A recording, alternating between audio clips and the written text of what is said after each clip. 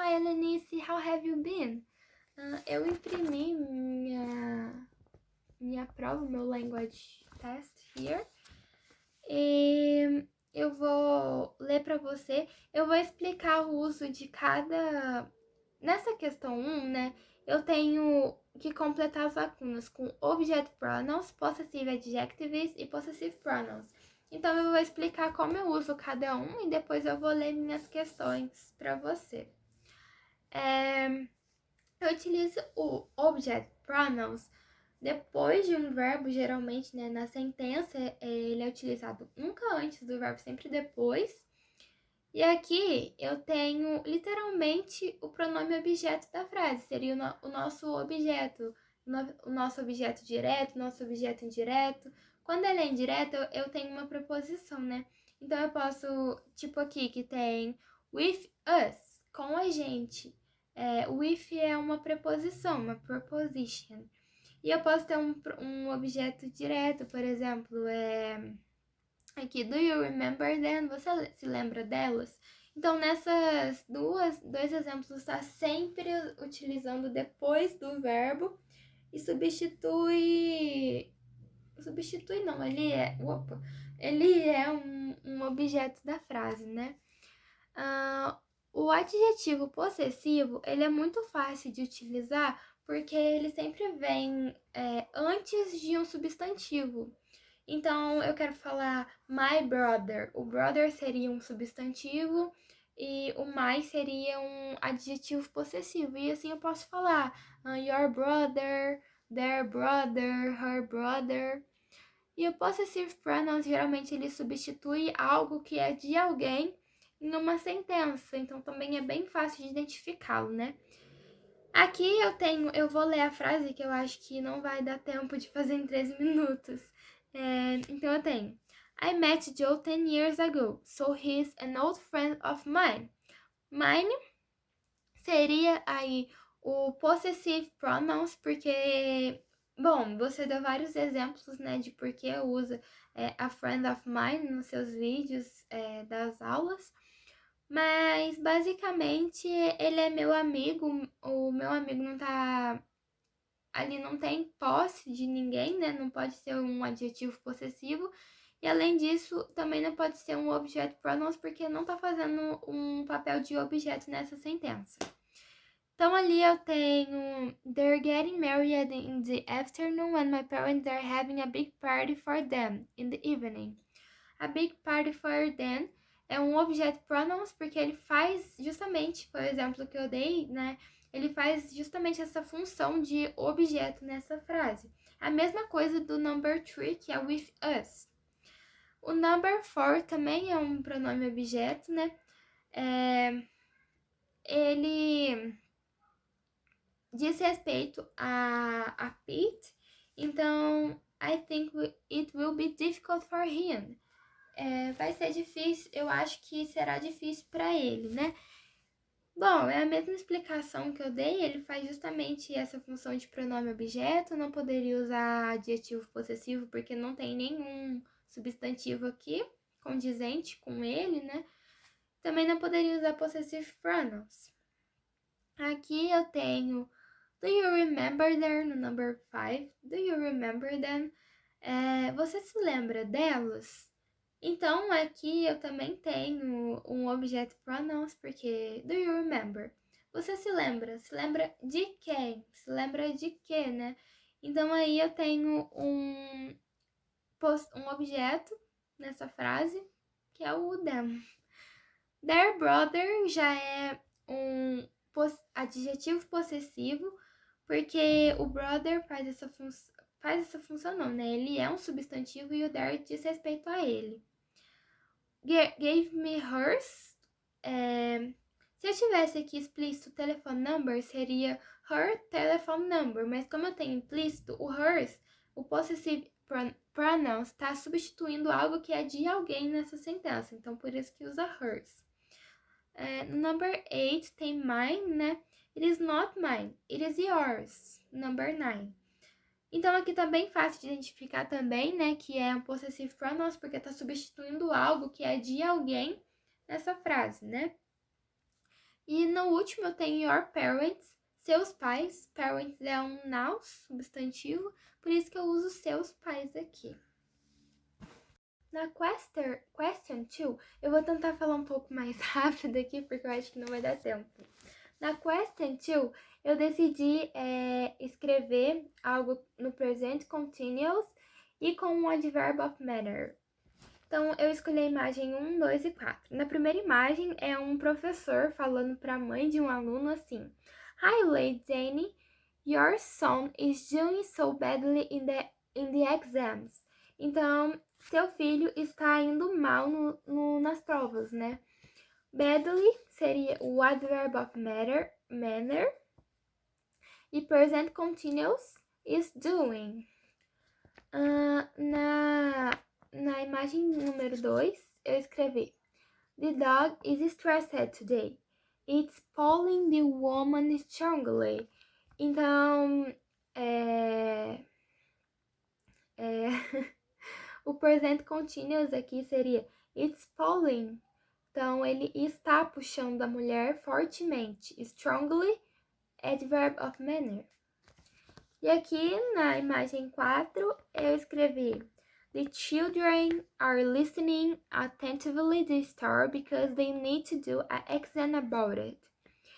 E aqui, né, present continuous seria are listening, eles estão ouvindo, as crianças estão ouvindo atentamente a história porque eles precisam fazer uma prova sobre isso, um exame sobre isso. E aqui o adverb of manner seria attentively. Na question 3, né, a gente tem o moral verb, a gente tem que fazer 4 sentenças utilizando o moral verb de acordo com as imagens, né. Então, a primeira imagem é um cara cortando o cabelo do outro e tem um chegando assim, né, o meu ver chegando, perguntando: e aí, eu posso cortar o cabelo hoje? Aí eu escrevi que o cabeleireiro falou assim: I would cut your hair if I had time, I'm sorry. Eu cortaria o seu cabelo se eu tivesse tempo, desculpa, né? Eu não posso cortar o seu cabelo agora. Would, por quê? Eu utilizei would aqui porque, bom, quando eu tô conversando assim com alguém em inglês, eu utilizo o would quando eu quero fazer uma condição, sabe? Eu faria isso se não fosse isso, entendeu? Por isso que eu coloquei I would cut your hair if I had time. I'm sorry. Na letter B, eu coloquei They must reduce their speed because if they keep the speed like that, the police will chase them. Eles devem reduzir a velocidade, porque se eles continuarem com essa velocidade, a polícia seguirá eles. A polícia perseguirá eles. Eu utilizei o must, por quê? Porque no caso, eu utilizo must quando eu quero explicar alguma coisa que é moralmente correta, sabe? Você tem que fazer isso e não vai ter sérias consequências. Então, por isso que eu utilizei must aqui nessa imagem. No outro tem May I leave my stiletto here? My feet hurts. Of course, né? A moça lá, eu não acho que eu não escrevi isso aqui no documento, of course. Não, devia ter escrito. May I leave my... Eu posso deixar meu salto aqui? Meu pé dói. Meu pé dói. May, porque ela tá perguntando alguma coisa, né? Uma forma mais educada de falar, eu posso? Acho que ficou bem explicado. Na outra imagem, they shouldn't go to a party in quarantine. Aqui eles estão numa festa, né? E alguém fala, they shouldn't go to a party in quarantine. O shouldn't, ele é utilizado por algum advice, né? Algum conselho. Então, por isso que eu utilizei o shouldn't here. O shouldn't aqui. Porque realmente eles não deviam, é um conselho, sabe? Mas aqui caberia, eu acho que caberia também, é uma pergunta pra você, Lenice. Aqui caberia o must? Porque, assim, é uma obrigação moral deles, né? Eu fiquei em dúvida entre o shouldn't e o mustn't. Então, mas eu acho que é o shouldn't mesmo. Eu não sei, Elenice.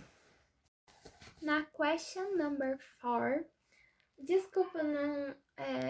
Eu tô explicando muito rápido porque eu tô com medo de não dar 13 minutos. De ultrapassar 13 minutos. Aqui, na questão 4, eu preciso escrever três sentenças utilizando Sam, any and no. E todos os compostos desse pronome definido, tipo nobody, anybody. Então, aqui eu comparei a picture A e a picture B. Primeira frase que eu escrevi foi: In the picture A, there aren't anyone wearing a hat. There aren't anyone. Não há ninguém usando chapéu. Então, o verbo tá no negativo e anyone no sentido de alguém generalizando, sabe? Então, seria literalmente, né? Não há alguém usando chapéu. Na picture B, eu escrevi: The picture B, there are some boys playing volleyball. Coloquei some porque tá especificando, né? É uma coisa mais restrita, assim. Então, some boys, alguns garotos. Então, há alguns garotos jogando vôlei. O que é diferente na picture A, porque os garotos na picture A estão jogando futebol, né? Na última eu escrevi in the picture A, there are nobody eating chicken. Não há ninguém comendo frango, porque eles estão comendo salsicha, né? Porque eles estão comendo salsicha. Então, there are nobody. Ou poderia ser there aren't anybody. Mas eu decidi por colocar there are nobody eating chicken. E na última, na question number 5, aí eu preciso escolher 4 sentenças, né? E colocar uma linking word. Na letter A eu coloquei: Although Louis is a wonderful man, I can't see myself married to him. Mesmo que Louis seja um homem maravilhoso, eu não consigo me ver casando com ele, né? Although apresenta um contraste entre ideia, né? Mesmo que isso aconteça, eu faço isso. Então, por isso que eu coloquei although, porque essas duas frases estão se contrastando. Estão em contraste. E aqui na letter B eu coloquei: Even though my sister thinks I don't like her voice, I think she's a great singer. Even though, para enfatizar mesmo, ele é mais forte que although, mas é no mesmo sentido. As duas frases estão ali em um contraste, né? Então, mesmo que minha irmã ache que eu não gosto da voz dela, eu acho ela uma cantora ótima.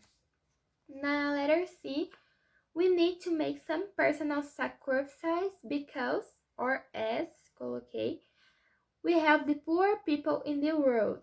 Então, nós precisamos fazer alguns sacrifícios pessoais porque nós ajudamos pessoas pobres no mundo. Então, as duas ideias estão se completando, né? Por quê? Eu faço isso porque é por causa disso. E aqui a última. The governor's speech was convincing. As a result, I totally support her ideas. Então, não, eu acho que eu não fiz essa, eu acho que eu fiz a E. Eu fiz essa também, mas no arquivo eu coloquei a E. Então, Jack remembers everyone's name, and he never forgets a face. Esse pra mim foi o mais fácil, porque as duas estão se completando também. São ideias que precisam de uma link words para serem completadas mesmo. Então, o Jack lembra do nome de todo mundo e ele nunca esquece a cara, o rosto, né? Então é isso. Bye bye, Helenice. Thank you so much. Beijo.